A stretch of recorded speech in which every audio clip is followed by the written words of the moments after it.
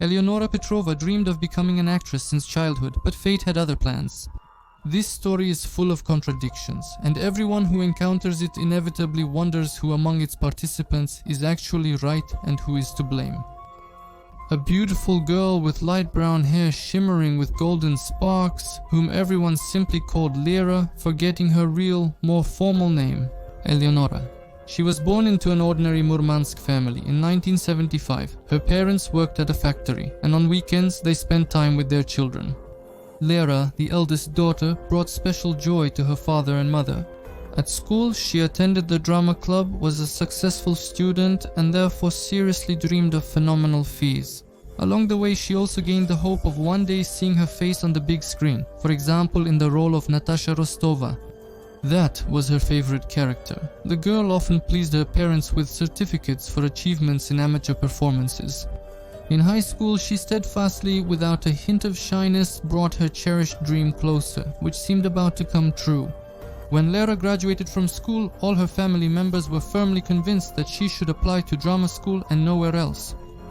Of course, the Petrov family did not have any great wealth. What could you expect from ordinary workers, even if they were quite cultured as they were? But for their beloved daughter's sake, her parents spared no expense. In 1992, Eleonora came to St. Petersburg. She was determined, and standing in front of the majestic building adorned with numerous bas-reliefs, she never doubted for a second that it would soon become her second home. Unfortunately, the young woman did not pass the entrance exams, dashing her hopes. Lera returned home feeling upset, but she did not lose faith in a better future and was not planning to give up acting just yet. That winter, the girl's family faced two simultaneous hardships, her father's death and her mother's job loss.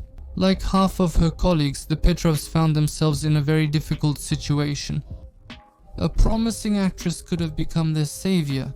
That's why her mother gathered the last of their money and almost forced her daughter to travel once again to the cultural capital of Russia. Thus, Lera's dream found new life. Inspired, she managed to pass all her exams successfully and get good grades. But the puzzle didn't come together this time either. Despite the fact that the girl gave it her all, the doors of the Academy of Theatrical Arts closed for her once again. Her name was not on the list of successful applicants. Petrova stood by the doors of the building, sobbing and hiding her tear-stained face from passers-by. But even in such a state, she still did not lose her attractiveness. One of the passers-by, an elegantly dressed man, approached Eleonora and decided to comfort her.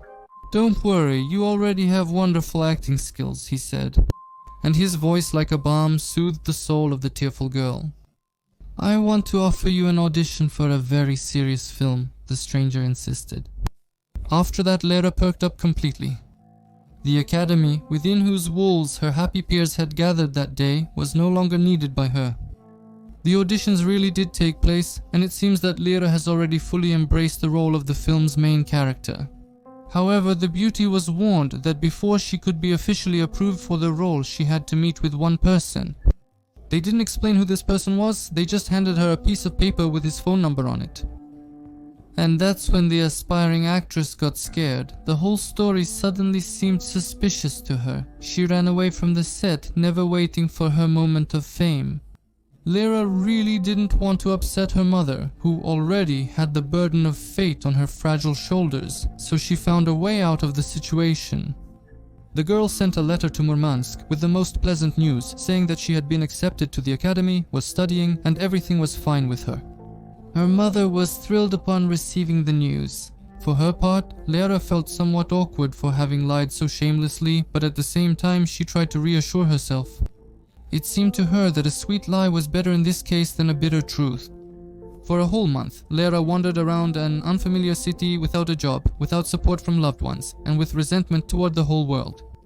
When she ran out of money, the girl suddenly remembered the number of the person who could help her start her acting career. She had nowhere to go. The circumstances were weighing on her, and she needed to do something urgently. Lera dialed the number and waited. Soon, a man's voice was heard. It was the businessman Alexander Skvortsov speaking. He arranged a meeting with her which was supposed to take place in a week. Skvortsov's companion became inspired again for the first time since those auditions, when she almost got the lead role. Back then she was happy too, but now she was absolutely sure that something very interesting was about to happen. After bidding farewell to her new acquaintance, Lera ended the call and eagerly anticipated the upcoming meeting. On the big day, the girl arrived at one of the establishments in St. Petersburg, which, although described to the businessman as a small cafe, looked very much like a tavern. There, at a table, sat Skvortsov. He was smiling, looking at the beautiful Eleonora with his slightly narrowed eyes. Next to him sat another man, younger, with typical Caucasian features. This was Ashot Khachatryan. Barely glancing at the guest who entered, he also fixed his dark, almost black eyes on her, in which strange sparks immediately lit up. Lera expected that her path to a cloudless future would begin with this establishment, where she would shine on the screen and gather fans in the dressing room while fixing her makeup at the ladies' table. But her fantasies were quickly replaced by harsh reality. Khachatryan almost forcibly dragged the girl into some room, took her and snapped a couple of photos of Lera naked. After that, with a completely calm face, he congratulated her, saying that now, using her outward charm, she would be serving clients. In other words, selling her body.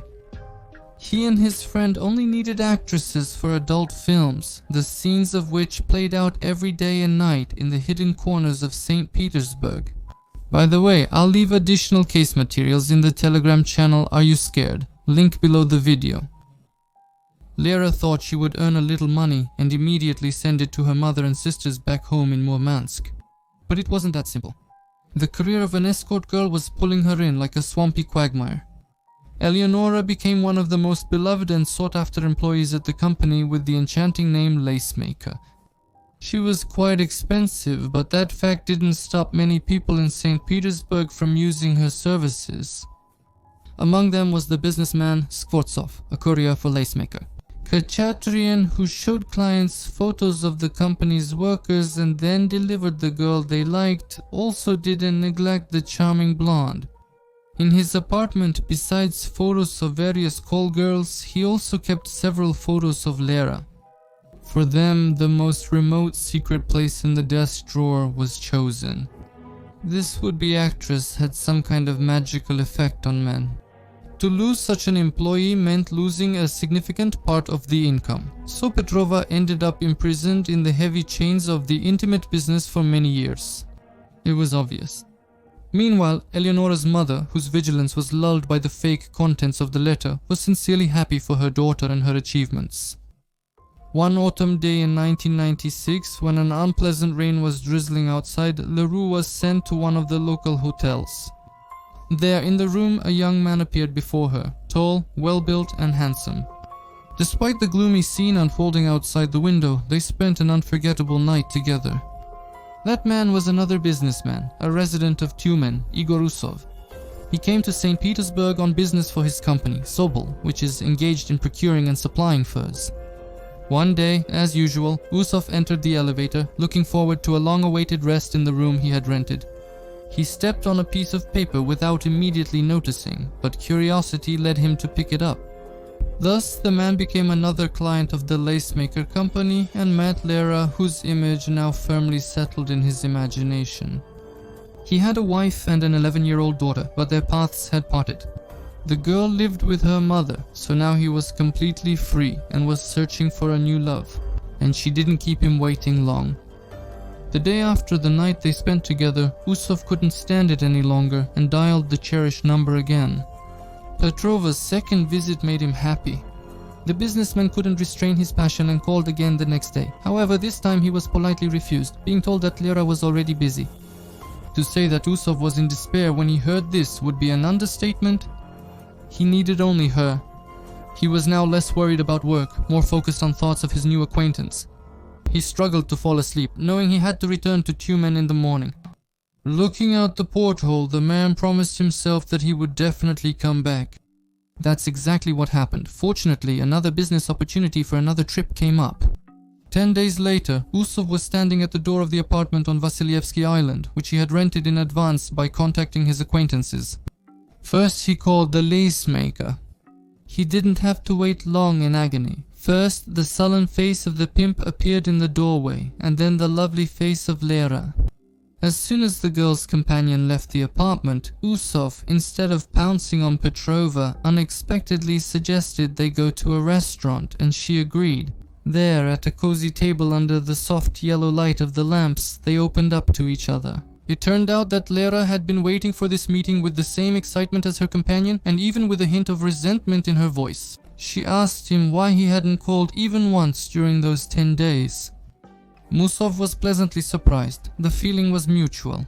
Being an enterprising man, he decided not to put things off and directly suggested to the girl that she go with him to Siberia. But it wasn't that simple. Lera leaned toward him and whispered that it was impossible. She wouldn't be allowed to go anywhere, and if they did manage to escape, they would pay for it with their lives. And the lacemaker's stays had never squeezed her body as painfully as they did now. Her soul ached because she too, without even realizing it, had fallen head over heels in love with Igor. He, however, was utterly blinded by his love for her, so he didn't hasten to accept the emerged difficulties. An excellent idea formed in Usov's mind, or so it seemed to him. Let Lera call her pimp and say that she had caught a bad cold and wouldn't be able to work for a few days. That's exactly what she did. For those few days, the girl was sick for all her colleagues and her insatiable bosses. In reality, she was happily spending time with her new lover. She told him the story of her life, shared about her childhood, her unsuccessful attempts to get into drama school, and her fateful meeting with Sfortsov. Igor listened in silence, and his face grew darker every time the girl's story took another unfavorable turn. When they returned home, he made Lera promise firmly that she would not go to work until he came back again. He flew to Siberia, calling her daily during his stay. They always said, "I love you" on both ends of the line. I miss you. I'm waiting for you. A week later, Usov was back on Vasilyevsky Island. He called the girl herself instead of the lacemaker, but she didn't answer. Then he took a taxi and went to her house, but unfortunately she wasn't there. The apartment was in chaos, things were scattered everywhere. It seemed that something terrible had happened here.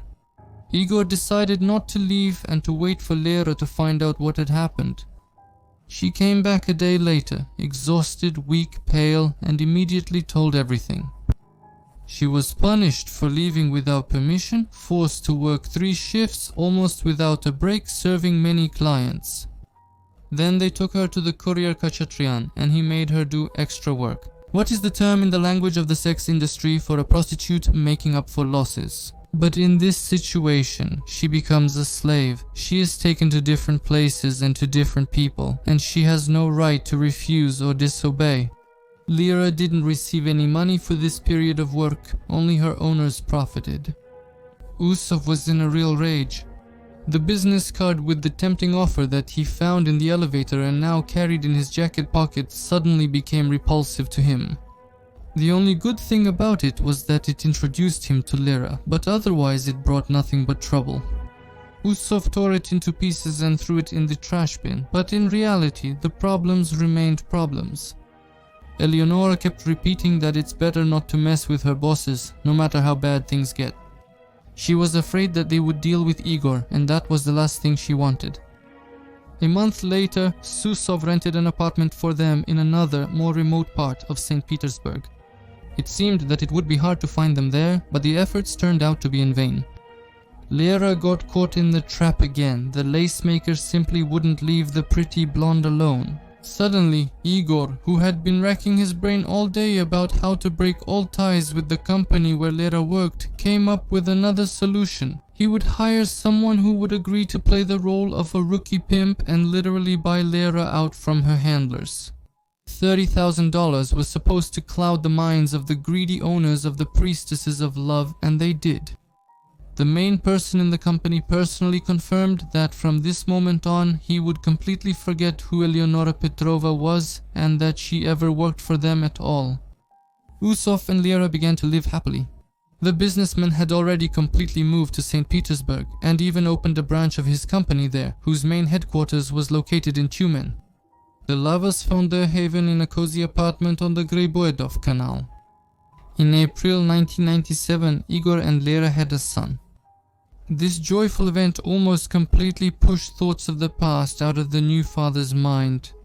Now it seemed that Petrova's shameful career was just some kind of misunderstanding, something that could now be calmly overlooked. Gradually, in the minds of both parents, the disgusting though beautiful sounding word Kruzhevnitsa was fading away. Igor was working. Lera, who had now developed the habit of tying her luxurious golden hair into a neat ponytail, took care of the baby, and on weekends they would walk together in the parks of St. Petersburg. But everything changed in June, at summer's peak. That day, Usov sat in his office. Nothing foreshadowed trouble. The only thing getting on his nerves was the stuffiness in the room. Suddenly, Igor's phone rang, and he heard the voice of his friend on the line. After asking how he was doing and sharing his impressions from his vacation in Repino, his friend casually delivered some unpleasant news. Just a few minutes ago, a car of a certain make arrived at the same place where he was, and some suspicious-looking guy got out of it. But he wasn't alone, he was with Lera. In the evening, Usov, who was very worried about this situation, decided to talk to his beloved. It turned out to be more than just sad. The lace maker found them here too, after almost 2 years. The man with whom Lera came to the attention of his friend turned out to be that very same Skvortsov. Petrova's stories about how she was now a respectable wife and mother didn't concern this man at all, as he was used to living large. He demanded that she visit him from time to time, and if she refused, he threatened that her beloved Igor would have serious problems. Lera was afraid, whilst Usov was furious. The contract signed with Eleonora's former owners somehow magically lost its validity, and $30,000 vanished as if they had never existed. Sometime later, on a Sunday, the body of a 44-year-old man was found in the stairwell of a building located on Bolshaya Pushkarskaya Street. It was not difficult to identify him. It was Alexander Skvortsov. He died early in the morning as a result of 2 gunshot wounds. One bullet hit the torso, and the other, instead of the head or heart, as is usually the case, struck the groin.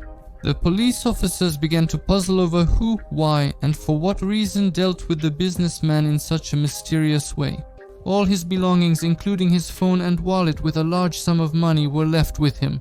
Therefore, the motive of profit was automatically excluded from the list of possible reasons. Investigator Krivin enthusiastically took on this case, but even he, an experienced specialist, was at a loss for guesses. Now that Skvortsov was dead, he no longer posed any danger to Petrova. Nevertheless, Usov still made sure that a security guard accompanied his wife on her walks and trips to the store just in case. However, 2 months later, in August, misfortune struck her again. One evening, when Lera and the young man assigned to guard her were returning home, a car suddenly braked sharply in front of them. 2 young men jumped out of it, and the first thing they did was knock the young man off his feet.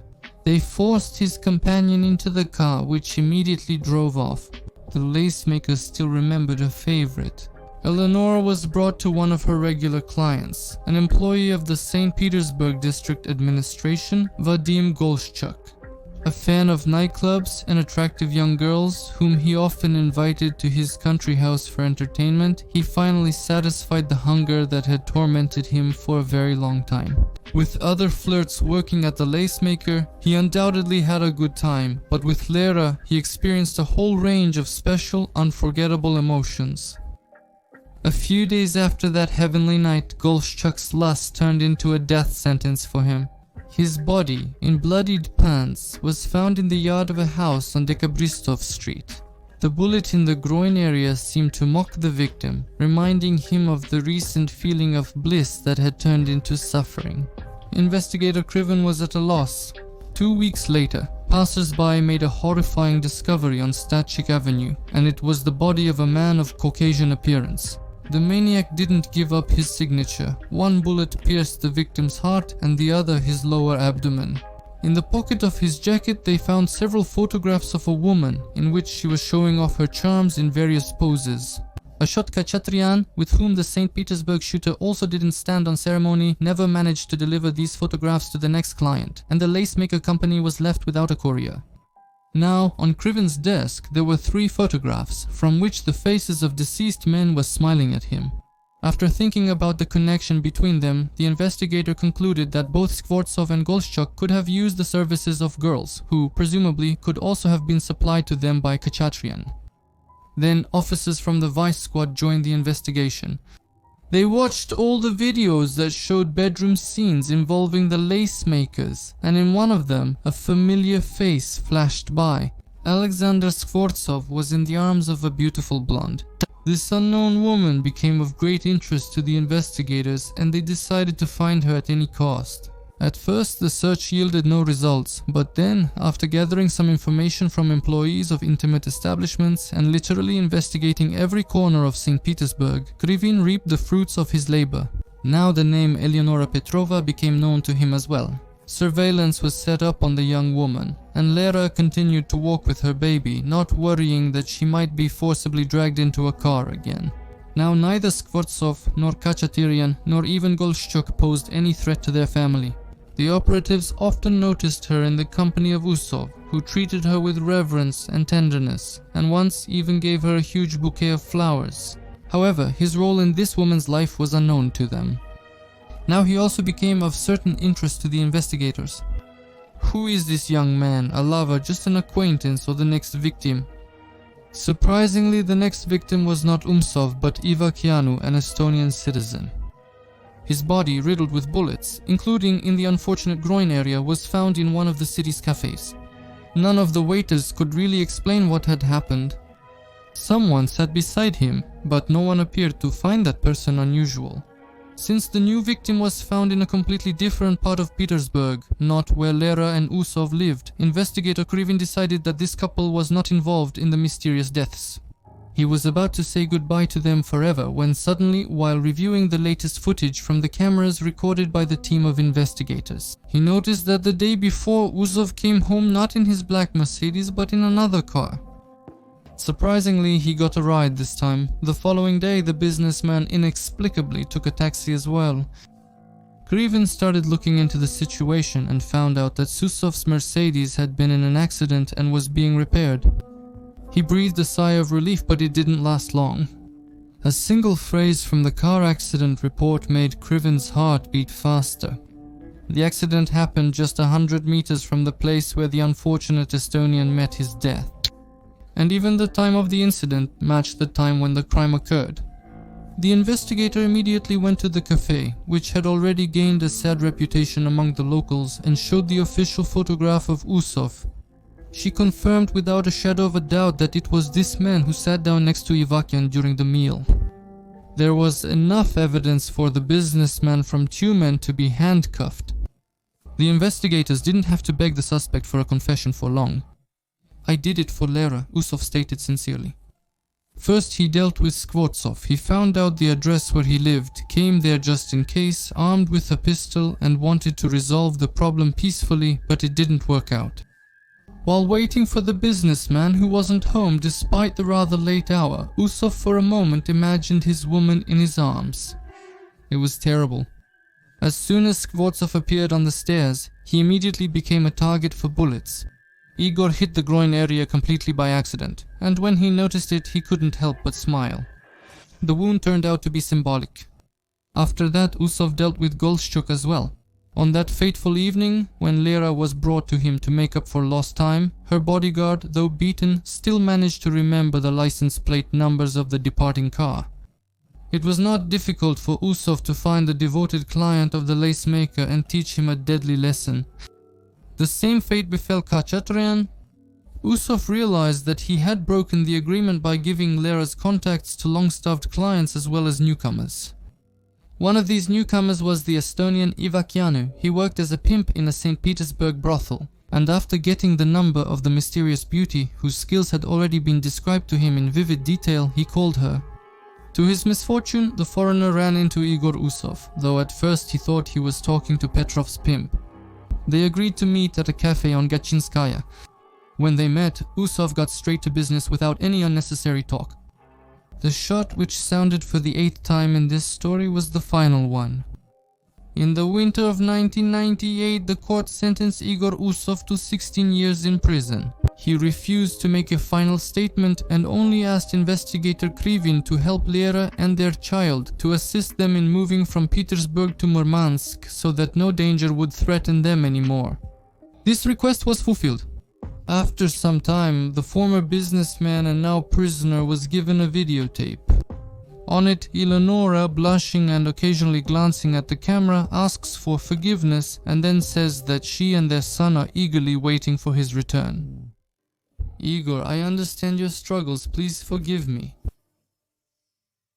We love you very much. We will be waiting for you. We will always be waiting.